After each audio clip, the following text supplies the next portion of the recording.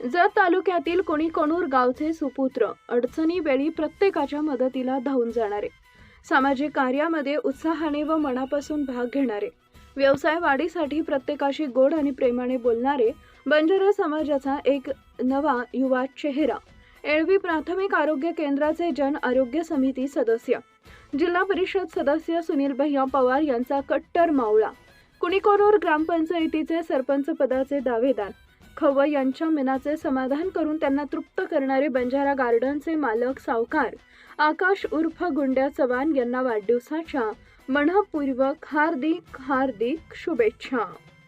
आकाश चव्हाण मित्रमंडळ परिवार, कुणीकोणूर, सनमडी, टोणेवाडी।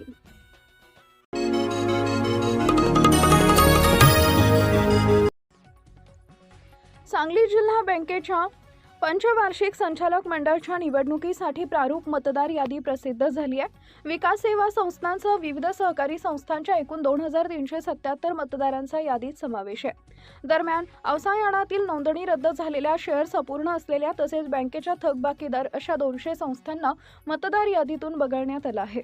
जिल्हा सहकारी निवडणूक अधिकारी तथा विभागीय सहनिबंधक सहकारी संस्था कोल्हापूर विभाग यांनी ही प्रारूप यादी प्रसिद्ध केली आहे। यामध्ये विकास सेवा हे संस्थांचे सर्वाधिक 775 मतदार आहेत।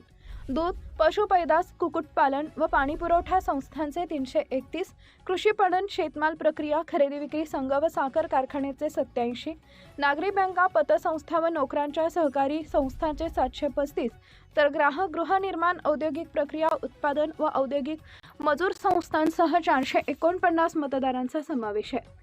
तालुकानिहाय विचार करता वाळवा तालुक्यात सर्वाधिक 578 मतदार, तर त्यापाठोपाठ मिरज तालुक्यात 433 मतदार आहेत। प्रारूप मतदार यादीवर 18 ते 27 ऑगस्ट या कालावधीत आक्षेप व हरकती सादर करता येतील। आलेल्या हरकतींवर सुनावणी घेऊन निर्णय देण्याची अंतिम मुदत 7 सप्टेंबर आहे। त्यानंतर 11 सप्टेंबरला अंतिम मतदार यादी जाहीर होईल। प्रारूप मतदार यादी जिल्हा उपनिबंधक सहकारी संस्था सांगली यांच्या कार्यालयासह सांगली जिल्हा मध्यवर्ती सहकारी बँकेच्या मुख्यालयात आणि सर्व शाखांमध्ये पाहण्यासाठी उपलब्ध करून देण्यात आली आहे। अंतिम मतदार यादी प्रसिद्ध झाल्यानंतर निवडणुकीचा पुढील कार्यक्रम जाहीर होणार आहे।